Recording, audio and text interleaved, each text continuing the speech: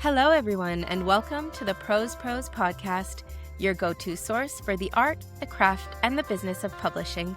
I'm Tally Shamus. And I'm Lauren Kahn. We're both literary agents, agented writers, and attorneys. And as industry professionals and book lovers, we're pulling back the curtain on an industry known for being opaque. And today we are so excited to welcome Ahmad Saber onto the show.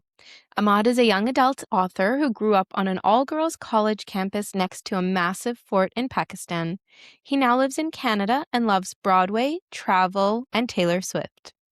He's also a self-professed chocolate chip cookie connoisseur and has crowned New York's culture espressos as the best in the world. Ramin Abbas Has Major Questions is his debut novel and is based in part on his own lived experience exploring the inherent challenges of being queer and Muslim and the struggle to reconcile faith with sexuality. Ahmad is also a medical doctor specializing in rheumatology. Follow him around at the Ahmad Saber or visit his website at saberbooks.ca. Today, we are joined by Ahmad Saber to talk about Ramin Abbas Has Major Questions. My copy's over there. It's beautiful. Look at this cover. Oh my goodness. Gorgeous. We love the colors. We'll talk about that definitely in this episode. But tell us a little bit about your writing journey from Pakistan all the way to Canada. Yeah, absolutely. So, I actually didn't know I wanted to be a writer until I was much older. I always knew I wanted to be creative, but I unfortunately kind of suppressed that in the favor of, being like a good student and, setting off on like a set career trajectory. Like I thought life's purpose was to become a doctor. So I had like the blinders on and just kind of tunnel vision on one goal only. And that came at the expense of kind of like, losing out on these other moments. But I knew there were signs there that I loved literature. Seventh grade, I still remember we read Treasure Island. And I was just blown away by the story and how engrossed I was in that world. Then we read A Tale of Two Cities, which was less exciting than Treasure Island. But I knew like I like literature. And this was in Pakistan. So there was this brief phase of like reading and stuff, like I would read Reader's Digest. But then I kind of again like suppressed it to focus on the more important, science and math and all of that.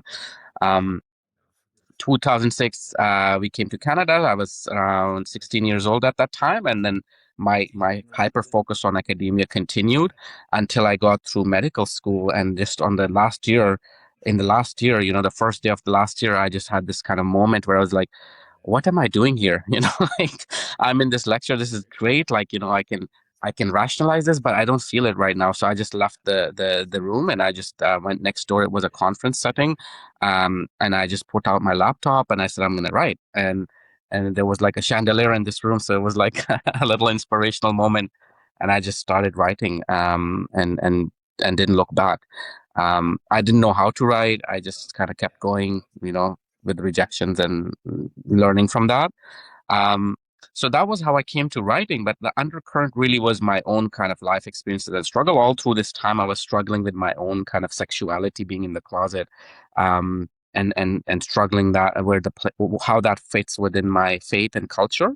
And I just didn't see a way to reconcile. But as I wrote the story and as I kind of brainstormed about ways we could reconcile, I actually ended up processing a lot of my own kind of stuff.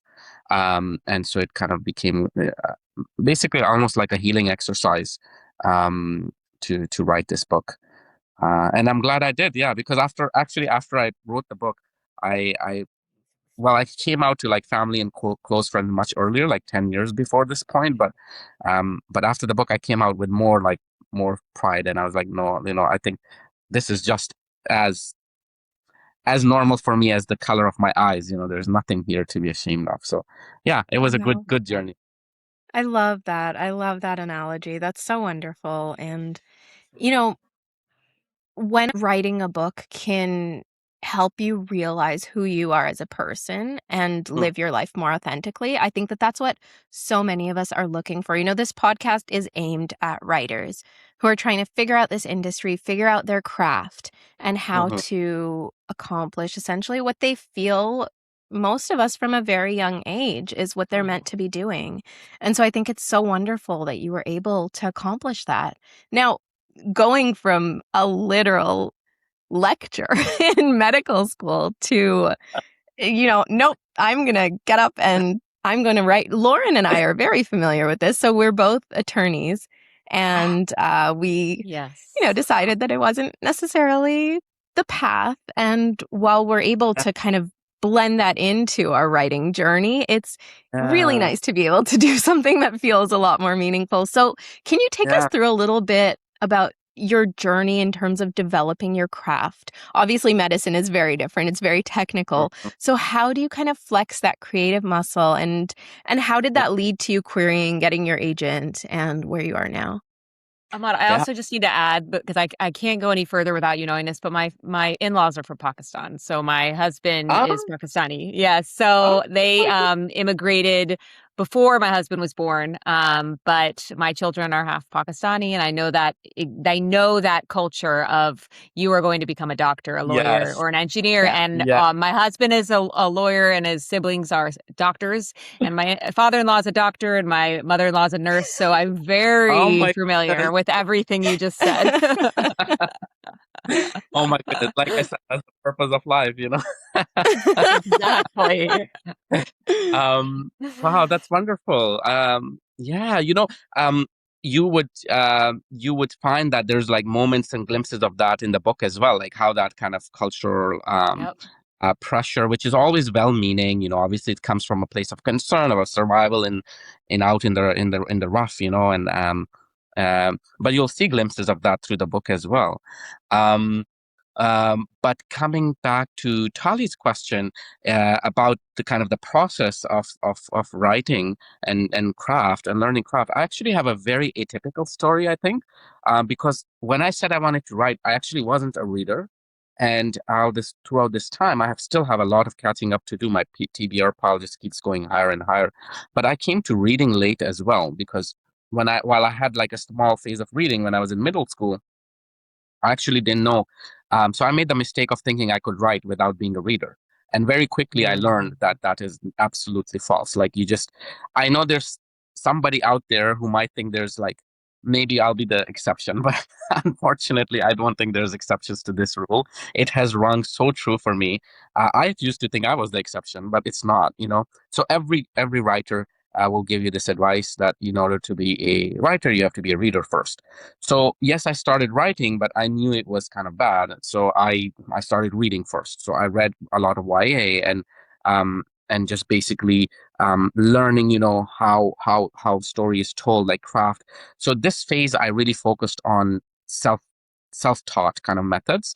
I haven't gone to school for creative writing. So basically, I had a lot of help from YouTube. I think everybody in the writing community probably knows Alexa Dunn. So Alexa Dunn's videos really helped me out massively. Alyssa Metasic is another one who really helped me. There was also a beautiful blog. I forgot the name, but they had some amazing kind of craft advice as well. So I took all of that in, but it's just theory until you put it into practice. So I kind of like almost like cowboyed it. I just kind of went in and just started it, and it was bad, and then I just had the persistence. Um, to keep going and keep revising and keep rewriting and improving. And I did that and I don't recommend this, by the way. I just did it, but I think my advice would be to actually work on craft first.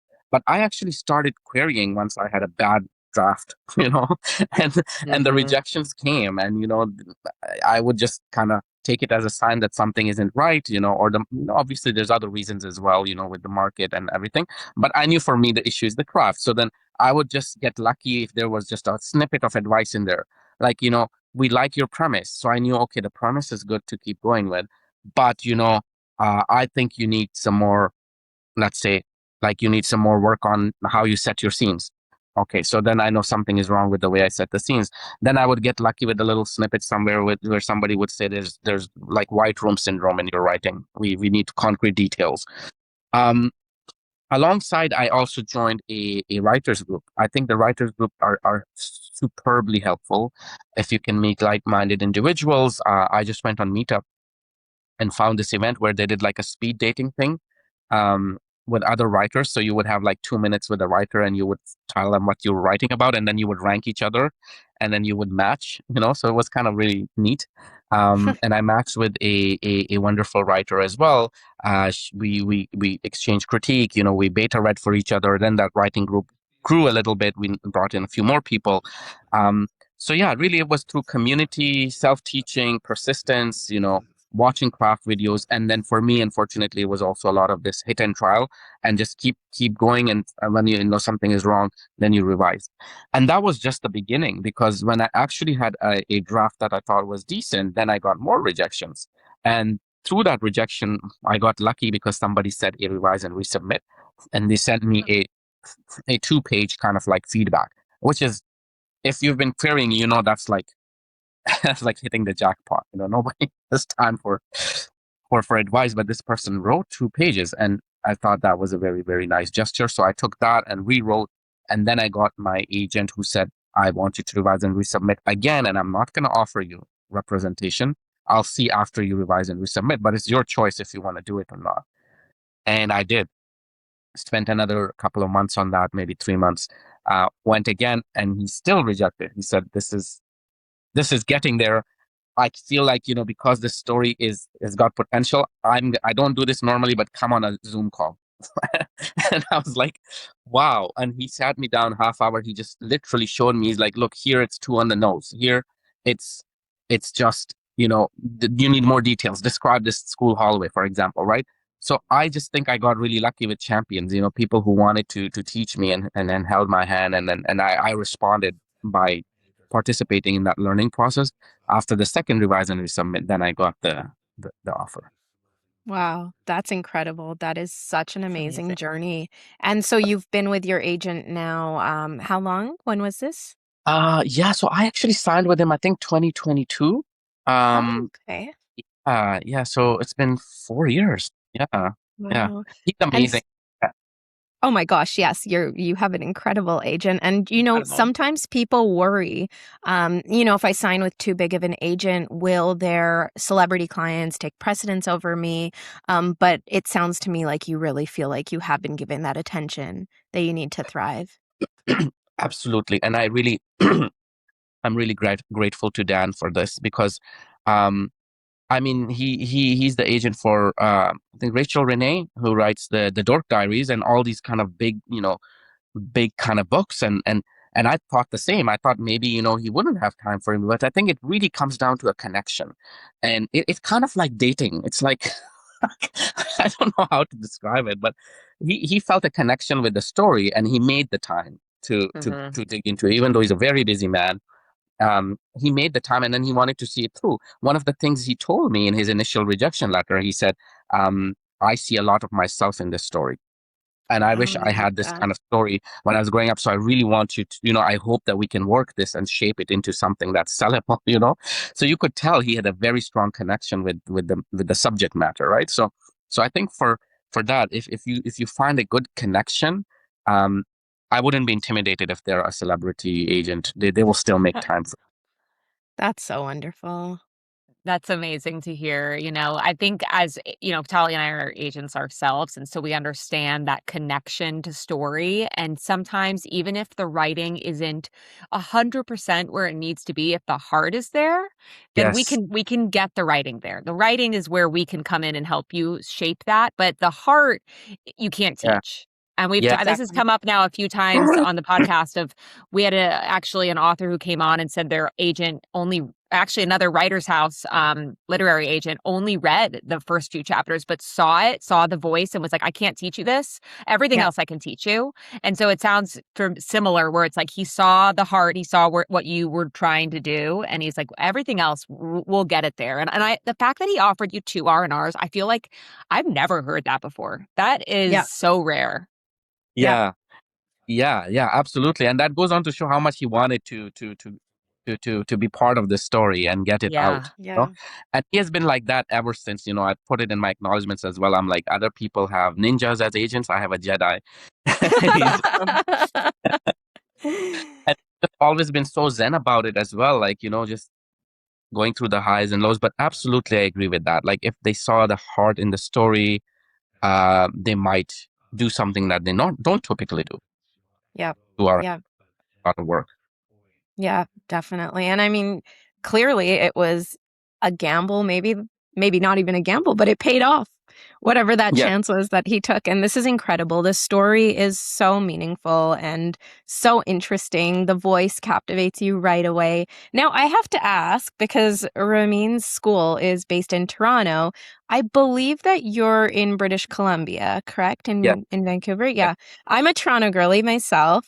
We actually moved away from the city during the pandemic, but lived there for a Oh, long time. But did you come to Toronto to kind of get a feel for the city and look around, or did you just write about this, from your mind?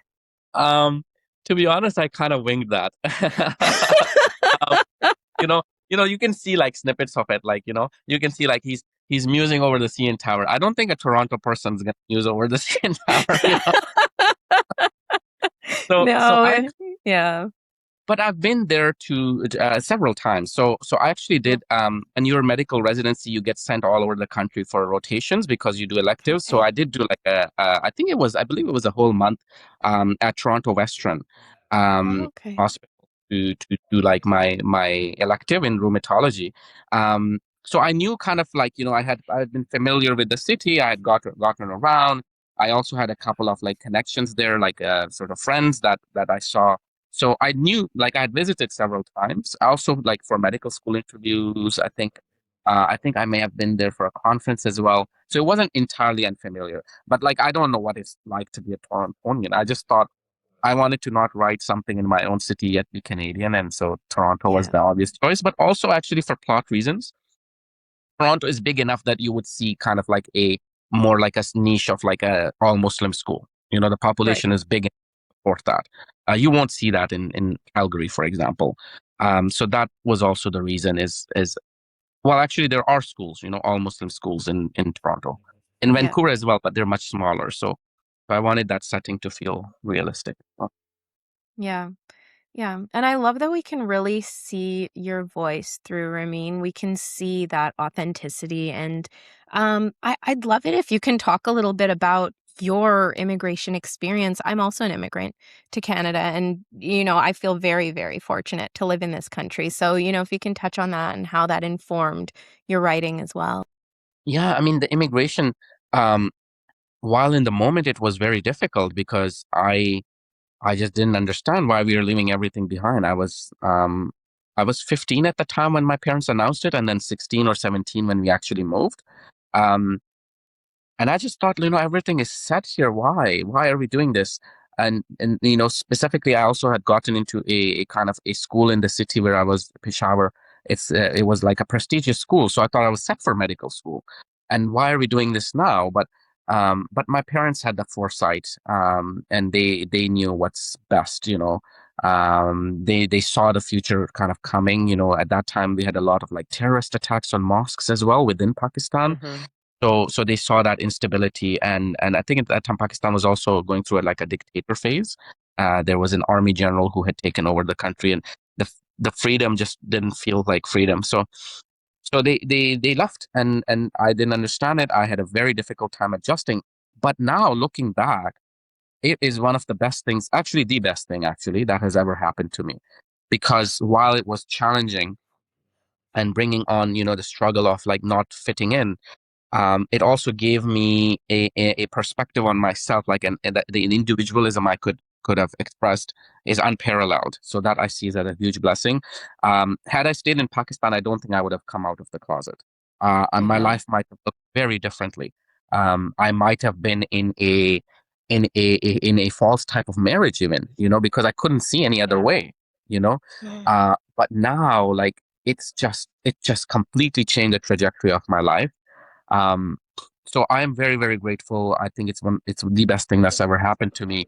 But of course, that kind of struggle did inform the writing because you see the tension, you see kind of wanting to hold on to what's familiar, and then you face the pressure of there's a certain pressure of letting some of that go, and also with any cultures, they are not going to be fully missable. There's going to be places of tension. There's going to be those scenes where there's going to be force and tension, and you have to decide what is more authentic to you. So Um, so I wanted to explore that in this story, not necessarily from Ramin's perspective, but from his dad's perspective, because we had gone through similar things, when there would be a death of a family member back home and we couldn't go, or at least my parents, they couldn't go to the funeral, and I could see the pain in them, and kind of the sacrifice and the cost that comes with making a choice like immigration. While it brings a lot of beautiful blessings in your life, on the flip side, there's sacrifice. um yeah, I think it would always actually inform my writing. I'll just do a quick segue into the second book I'm working on is also going to be like a story about culture and how it clashes. So like a foreign Mm, exchange student coming to America for a year. Uh, but amazing. yeah, I think in my YA those would be recurring themes. Yeah. Well, Wow. I think, these are extremely important themes. And, as I mentioned, I've seen it with my in-laws as well, where they miss Pakistan so much. But at the same time, they do see, well, this is why we came here. That's why we want you to become doctors and lawyers. Like, we want you to pursue these opportunities that we came to this country for you to find. So that I completely understand. I do wonder, so we've mentioned you are a doctor, like you are a full-time doctor. So how do you balance then this Yeah. incredible writing career that's just taking off? Oh goodness, yes. So that's hard. I can say that is difficult, and in fact, I would love to talk to some of the other doctor authors out there. I believe Rajani LaRocca. I would love to speak with her at some point. She wrote, I think it was the twist on Midsummer Night's Dream, with a baking competition. I forgot the name of the book, but for me, it really came down to making an active choice, because full-time medicine will unfortunately not leave room for a lot else. It's great for those who can sustain that. I think it's very honorable and admirable. But I felt I was burning out, so I had to do something creative to in order to actually be a better doctor. And and and I also felt sometimes in medicine there were ways I couldn't reach to a person which I could through literature and through art. So I wanted to kind of like complement both, like both use art and science to help people in a way. And that came at a cost of me having to cut back my practice. So I work exclusively outpatient. Um, I don't do any inpatient or on calls anymore. That really helps. Plus, I do something called locum tenens, which means I just take like brief contracts. Um, like I'll work like a very busy stint for 2 months, and then I'll have a couple of months off before I do my next contract. And rather than having a practice where if you put too deep of roots down, then I don't think you can have too much flexibility. So the way I juggle it is I basically do locums only, and in between I'll get a few months where I can just focus on writing. Plus, I also make my schedule so that, um, like I guess if I can be very candid about it, like I just chose not to make that much money. If you want to make money in medicine, yes, that's great. Like you could work 5 days a week, even 6 days a week. But I just let go of that idea of money, and I knew that as a single person, I could still have enough if I worked like 3 days a week. So I just do like 3 days a week, and then 2 days I could just sneak into a cafe somewhere, read and write. And I know that's actually a privilege. Like it really is a privilege, one I'm very grateful for. I know that's not possible for a lot of people who have to juggle a second career. Yeah. Well, and I heard you on another interview mention that, eventually you would like writing to be your sole career. Is this still your goal? And how will you know once you've gotten to a point where writing can be your sole career? Oh, geez. Yeah. So I think I have ideas about it, but I don't know. I don't actually know until I am there. But absolutely, it's still a goal. And the reason for that is that I have a huge, like I have huge admiration and a place of respect for medicine, as a profession. But I also feel that the amount of suffering you see and the kind of the feeling you have of not being able to help everyone, um, to me it feels very hard for me, and sometimes it's overwhelming. So I feel that I could also make a difference with storytelling, like maybe in a different avenue rather than being so close to suffering. And the way I kind of give the analogy is like looking at the sun directly or for too long. right? So suffering I see is at like a burning sun. And Mm. if you're too close to it and you look at it directly, it's going to burn your eyes. So it's something very powerful, to be respected. We could of course do our part to ease suffering as much as we can, but still it's bigger than us. Suffering as a Mhm. concept is bigger than us. So yeah, I wanted to shift that focus on maybe more of an intimate way of helping, um, through words, through writing, through emotions and feelings. In a medical appointment, there's not a whole lot of time, unfortunately, to talk about emotion and feeling, even though patients want to, and I want to, when I'm going as a patient, I want to, but that's not practical. So it leads to the very logical part of your brain taking over. But I find more connection with the kind of more intimate way of helping, which is storytelling. So that would be the Right. hope, that would be the goal, and that is continues to be the dream to hopefully transition to full-time writing. How Yeah. I would know, like, I guess I would know.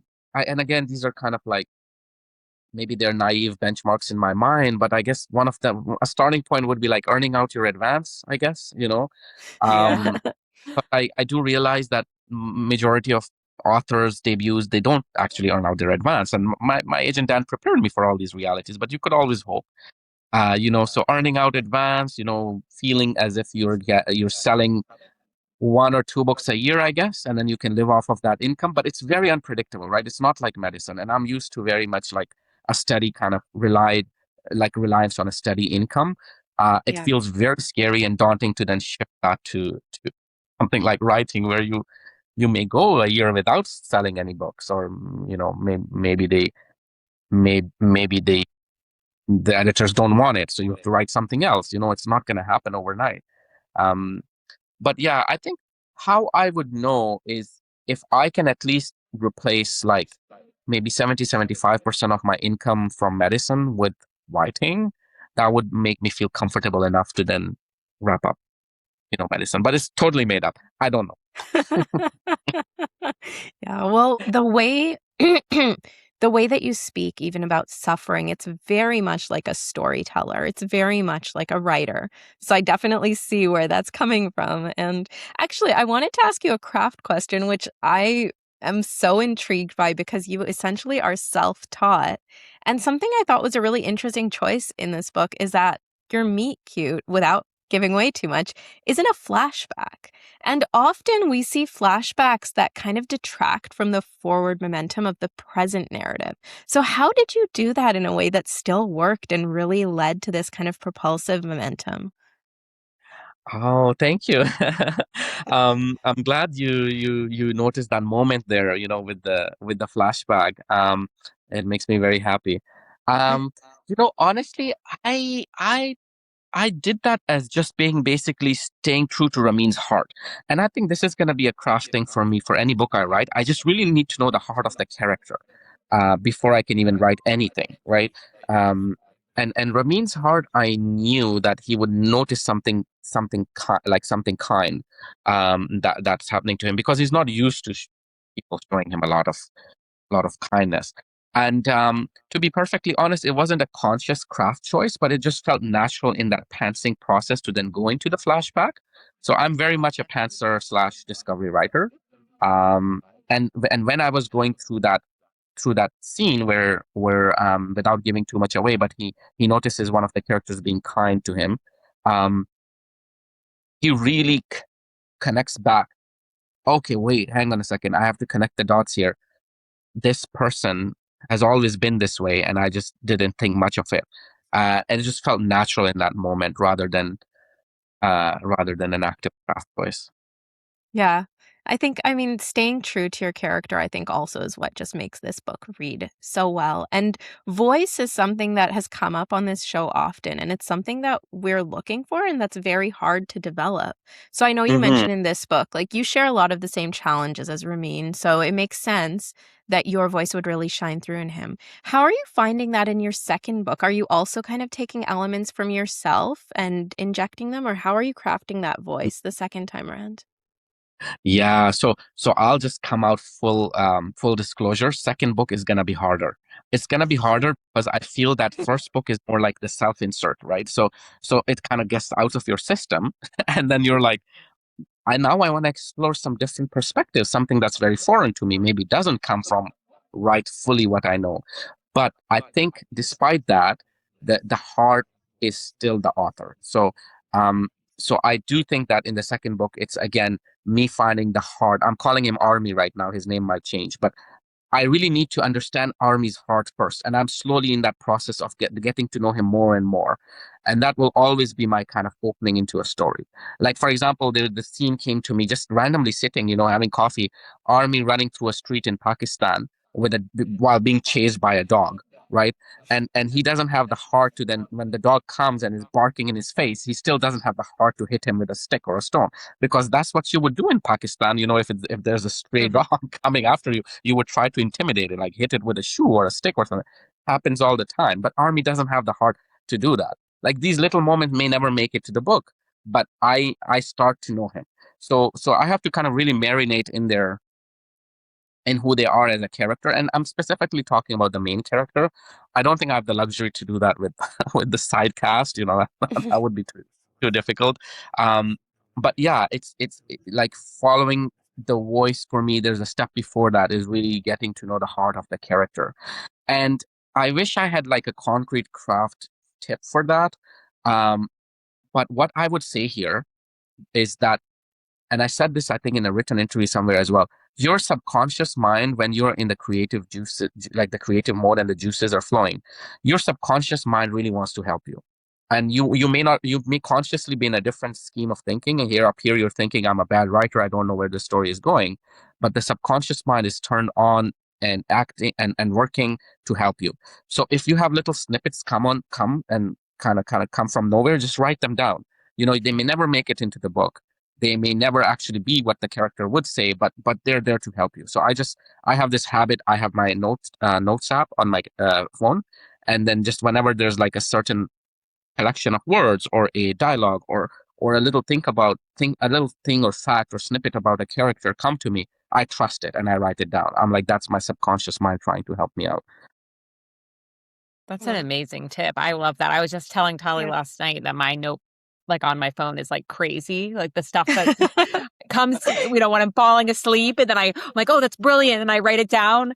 And like, I was going over it last night because I was like, oh, there's gonna be some gold in here. So let me just like see what I can pull up. And it was scary. I was like, oh my God, why did I think all this great stuff was in this note? But I mean, in a way, I think some of the stuff I wrote down just actually did find its way into my manuscript. I just didn't have to like go reference the note. Yeah, But in general, I agree. It's like you never know when those thoughts are going to come. Like you can be yeah, walking down the street, you can be driving in the car, and those thoughts are going to pop up, and you need to have a place to just like jot them down. So I think yes, that's such a great tip. yes. Yeah. And as like when they the gold the gold, what's it called, the when they take the sand from the beach or sand from the Yes, the riverbed, gold mining. Yeah, the gold mining. Yeah. Yeah, think of it like that. You just got like a big scoop of like sand, and there might be little nuggets of gold in there that you have to go looking for. exactly. Yeah, I love that. That's great.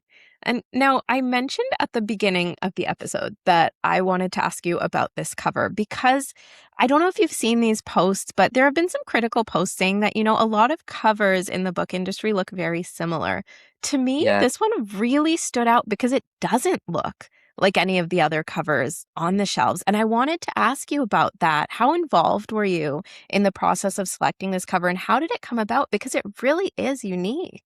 Yeah, so for the cover, I was actually very involved, and I was surprised how much they listened to me. So so this was all the thinking of my editor and the cover design team is exactly what you said. They said we want a cover that has to stand out. We don't want something that would look like everything else. Plus, they also wanted to kind of try some new ground, like away from just a fully illustrated cover. And for that reason, my editor, Caitlin, um, she had an artist in mind already, Daniel Ignace, and she loved how he does watercolor, right? So she wanted to kind of explore the idea of a watercolor cover, and she said that's because Ramin's world is kind of it's kind of not very concrete. He's still going through ideas and it's still evolving. We felt like the watercolor would really capture that. Right. So it started with the artist, And then the cover designer had an idea of a boy looking up. So that's how it started off in the brainstorming. And I'd really liked that idea because I was like, okay, a boy looking up, a teenage boy looking up. That could be like looking up at the reader with their questions, or it could be like inviting the reader to read me, or is he looking at God with his questions? So I just really connected with that concept. And then Mm. they put together a cover. Now here's and I am allowed to say that I am, I think, but here is when the cover came out, I hated it. It was an old version of the cover. It was very, very simplistic, and I was very vocal about it. I was like, look, I kind of don't like this. Like, it's way too simple. It's just kind of like a boy looking up, and then there's like a type behind it. Maybe I was out of my mind, but anyways, I made my dislike known. We had some back and forth. They were like, okay, we could fix this and this. I was like, look, I'm just unhappy with this cover. I think we need something fuller. Now, here's where they did the magic happen, is because they did rearrangement. So they did a wrap cover. So there was just this guy standing in the front, and on the back cover, they had the beautiful mosque that the artist is just wonderful with drawing this mosque. And actually, they asked me for mosque ideas, and I actually gave them a mosque that I grew up in Peshawar. So this is Mahabat Khan Mosque in Peshawar, where I used to go to pray. So it was a very nice full circle moment, and he sketched out of that inspiration. It looked wonderful on the back, but they came back to me a day later with rearranging things. And once they put the mosque in the background with Toronto skyline, and then they changed the typeface. I just went like, yeah, this is more it, Yeah. and they wanted to go with punchy, bold colors. They wanted to stand out. Um, Yeah. and put this guy in the background, which without giving any spoilers, we don't know if this is Omar, or if this is Fahad, or if this is someone else. And I like that idea as well. Someone in the Mm. background, like you can almost tell this guy has stepped out of the world behind him, whether that's his Canadian life in Toronto or the mosque life or first love, first crushes. He really has come forward, stepped forward, Yeah. and ended up really loving it. I love it too. It's beautiful. It looks amazing. And like I said, so unique. And you need that nowadays. You need that. I think that you'll probably have readers coming just because of the story, but you also have a lot of readers who are just browsing in a bookstore and want to see Mhm. something that'll stand out. And I think that this will. And so that's fantastic. And I think it's really interesting how you mention, this back and forth with your editor. That number one is, I think, something that all writers are just so lucky if they can Yeah. attain an editor who listens to them and is willing Yes. to take their input. Now, how did that go in terms of your agent? Was your agent kind of like the intermediary, or was it really more so you just dealing directly with the editor? Uh, you know, um, you know, I did involve my agent, but in retrospect, like I could easily have just gone back and forth with Caitlin, my editor. Like we built such a kind of like a friendly relationship where I wouldn't have felt any difficulties even approaching her directly. But I took advice, Alexa Dunn's advice actually from one of our YouTube videos. She's like, if you Yeah. hate your cover, let your agent know first. Actually, it Yeah. might not be Alexa Dunn. It might have been the Bookends Lit podcast, or the Bookends Okay. YouTube.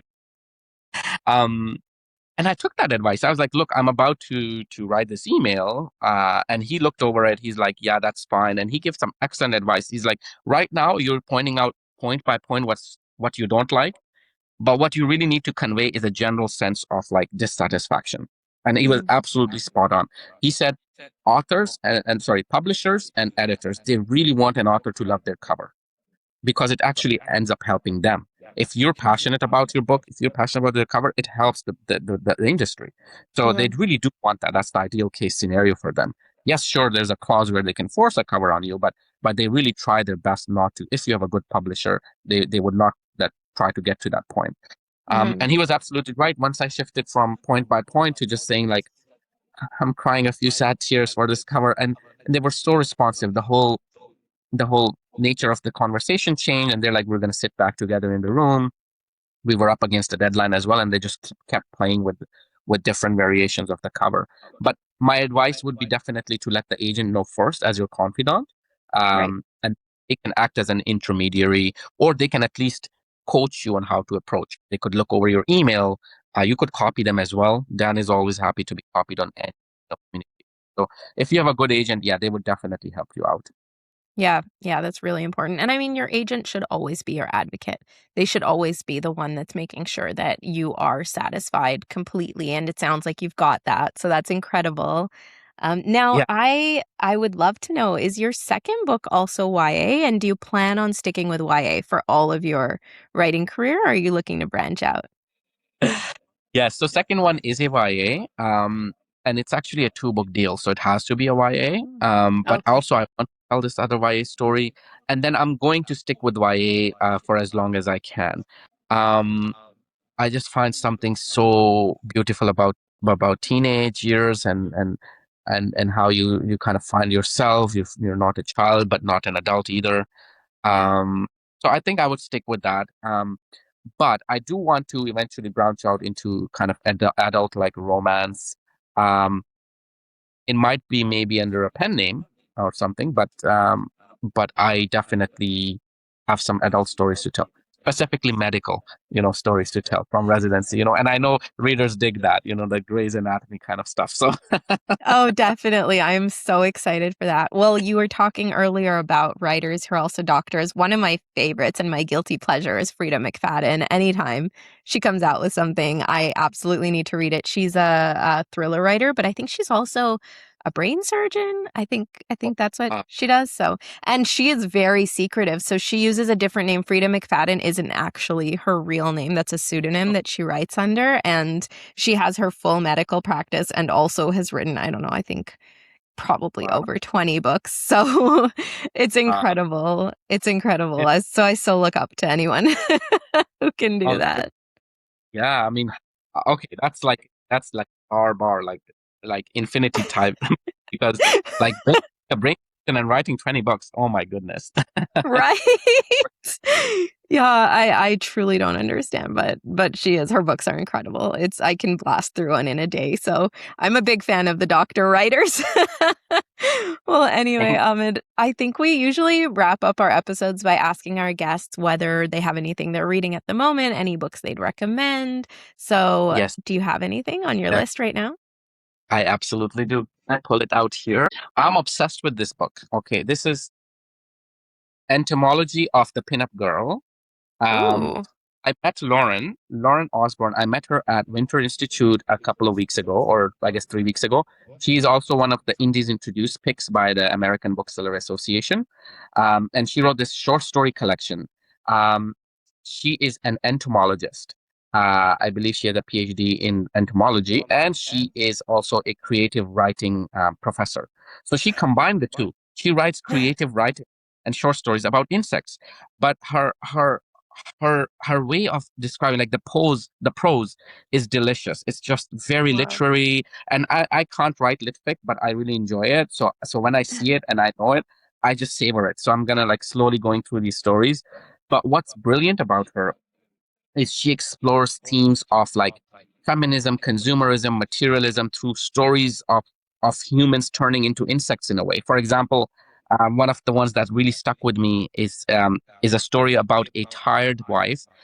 She looks emotionally exhausted, and she spins herself into a cocoon. So her husband comes home to look at this cocoon, and she's like, "Where did my wife go?" Well, she's now in a cocoon, and she's gonna emerge as. It's not really entirely clear what she's gonna emerge as a silkworm or as a butterfly. I don't know, but the point is like it really makes you think, And he's like now he's impatient. Like what happened? There's grief. He's sad for his wife. She's in a cocoon, but he also starts getting impatient about like what is going on, and then he does something that I won't spoil, but it really made me think about like that dynamic, right, Yeah, between married, right, and what it means to feel fulfilled in a relationship, or even feminism, themes of feminism, right. But I've yeah, never that like putting the two together, exploring through like stories of people turning into insects is just brilliant. I yeah. highly recommend it. So I'm reading this right now, and That is so interesting. My goodness. I will definitely have to check that out. That really reminds me of Kafka's Metamorphosis, which absolutely gave me nightmares. oh I guess that's the original person turning into an insect, but it's just so creepy. My goodness. And it's funny because Yes. I'm a horror writer. I absolutely love horror, and I love exploring these themes, feminism, and, I'm writing right now a sapphic horror. So I love like looking that through a horror lens. So this book sounds Yeah. like, I'm not sure if it's exactly horror, but it kind of sounds like it. Turning into a cocoon, kind of creepy. It is kind of creepy. Yeah, there is a little bit of that body gore, body horror. Yeah. Like another story is about like girls, like teenage girls who declare that decay is fashion.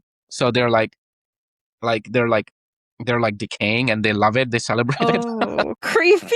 Yeah, that sounds really creepy. And all I can think about, and again, no spoilers, but all I can think about for that cocoon story, because this is, I feel the way that men can sometimes be, is that he cuts open the cocoon to see what's Oh my inside. And goodness. that is just creeping me out, even thinking about it. Exactly what happened. Oh my God. See? Oh goodness.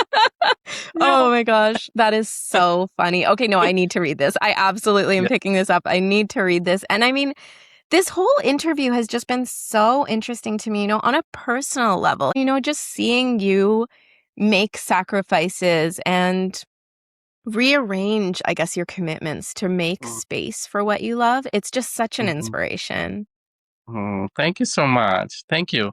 Um, I think, yeah, I'm a firm believer that the like our generation usually has two or even three careers. Like I've seen this Yeah. so common. Yeah. Like I don't see anybody else. Like my parents' generation, they were very singular. Like, okay, I'm gonna be this and this for the rest of my life. And even the doctors who trained me, everyone told me, no, you can't do this writing stuff. This is for fun. This is side business. You have to be committed to this profession and this and that. I heard that uh, repeatedly from my mentors. And yet there's this resilience. If you have that passion and the drive, you can actually carve it out.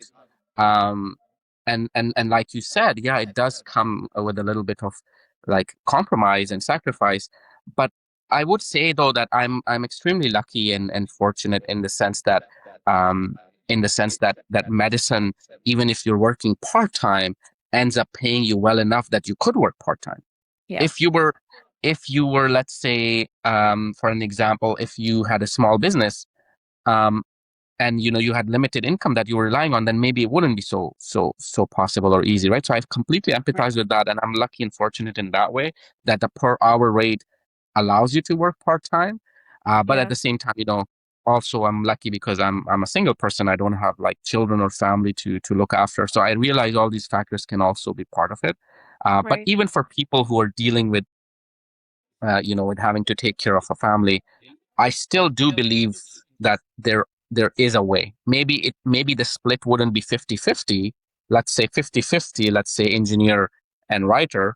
Maybe it'll be more like 75-25, but I still think that 25% is worth it because honestly, all I believe in really at the end of the day is when you're in your golden days and you've lived your life, you just don't want any regrets, Yep. and Definitely. like fulfilled, you had a fulfilling human experience, right? And arts, obviously, there's no life meaning without arts for me. So Yeah, that's very true. Well, Ahmad, thank you so much. This has been absolutely incredible.